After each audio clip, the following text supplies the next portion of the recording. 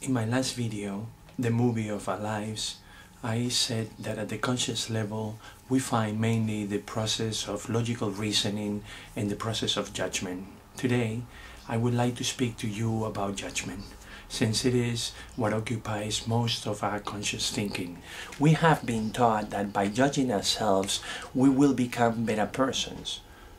And we think that this process of judging is necessary in order to rule ourselves. If one doesn't judge his own actions, we think, one will act wild and capable of doing all kinds of awful and hurtful things. So our self-control is guided by the judge inside us. Transactional analysis calls this judge the parent inside of you. We spend the majority of our waking hours in this process of judgment. We do not only judge ourselves, we judge others and we judge the circumstances, separating everything and everyone into good and bad, better and worse. Great amounts of thinking energy are consuming this. If we look at our past history, we can see that this judgment has been going on since the beginning of mankind. For example, in the Genesis, we find that while at the Garden of Eden, the famous apple was from the tree of knowledge of good and bad. In other words, the tree of judgment.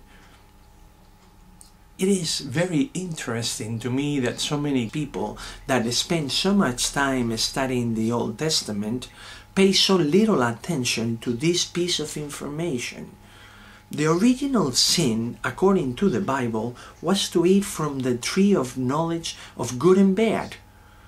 To me, it means that when we began to judge, we invented sin, and we felt shame and left paradise on earth since we found ourselves unworthy of it. And if we observe how judgment functions and question its usefulness, which is what I intend to do in this video, we discover that there is great wisdom in this sentence of the Genesis that so little attention has received. And I am not talking about God or religion here. I am simply talking about mental health. Because of time constraints, I can only touch very lightly on this subject, but I hope you will find this functioning in the effects of the sin of judgment, the original sin, useful. To begin with, let me say that I think we are all trying to do things the best we can, given the circumstances that we're involved in, and the best we can is not always the best we know how. Many times we are guided by our emotions, desires or impulses, and these forces are so strong that we are unable to do what we think we should do because processes that are running under the conscious level take over and express themselves disregarding our conscious thought. There is a programming that operates within us that can gather a tremendous force, especially if it has been long suppressed. When we learn the way the mind operates, we can effectively reprogram ourselves, but not until then. Because of this, I strongly believe that we are all doing the best we can. I believe that we all have a good heart, and we are all basically good people. The peace of mind cannot be found while we are divided inside of us, while we have conflict within ourselves. Only when you have peace of mind can you be in peace with the world around you. When we reach absolute peace of mind, we are one within ourselves because conflict in our mind is sustained only when two or more conflicting thoughts occupy portions of it. When we are in complete agreement with ourselves, we are in peace with ourselves. As I say, we judge ourselves in an attempt to better ourselves. When we do this, we are trying to be fair and to learn from our mistakes by finding fault in our actions. But let's see if this is what occurs when we use this process. While we judge ourselves, we fragment our mind into two parts, the judge and the accused. so that peace of mind and congruence goes out the window. And although our intention is to be fair, we never are. We judge our past always from where we're today, and we only consider how we think today after the learning has taken place and after the information about the consequence have been gathered.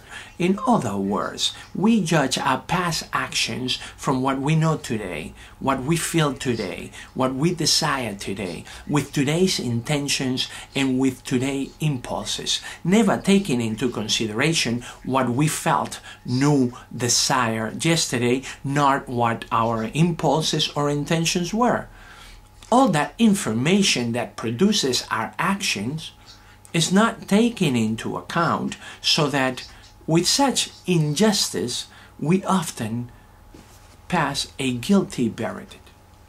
Not only is this unjust, but it shows how we are disconnected from our feelings, impulses and desires. Not very logical, if you ask me, since these are the ingredients that constitute the experience of life. But it gets worse. We are just beginning to understand the importance of a healthy self-concept. The idea we have of ourselves is paramount because it establishes our real self-worth. When I find myself guilty after each process of judgment, I begin to think of myself as less able, less worthy of love and affection, and altogether a worse human. So in order to save ourselves of the guilt, we defend ourselves from our mistakes. We do this by coming up with a series of excuses that in effect hide the error from our eyes. So the choices after judging ourselves seems to be two. One, we find ourselves guilty, or two, we cover up the mistakes in order to avoid the guilt. These are pretty bad effects, both of them, especially coming out of an unfair process. Either we allow our self-esteem to plunder, or we ignore our mistakes in order to save our dignity. But if we don't see our mistakes, we can fix them. So now, people may be saying, is there a way to carry out this process of learning from our mistakes in order to better ourselves that do not present these side effects? Here I want to make a distinction between the voice of conscience and judgment. While the first operates in the present, suggesting to you what to do, the second only works after the fact, once action has taken place.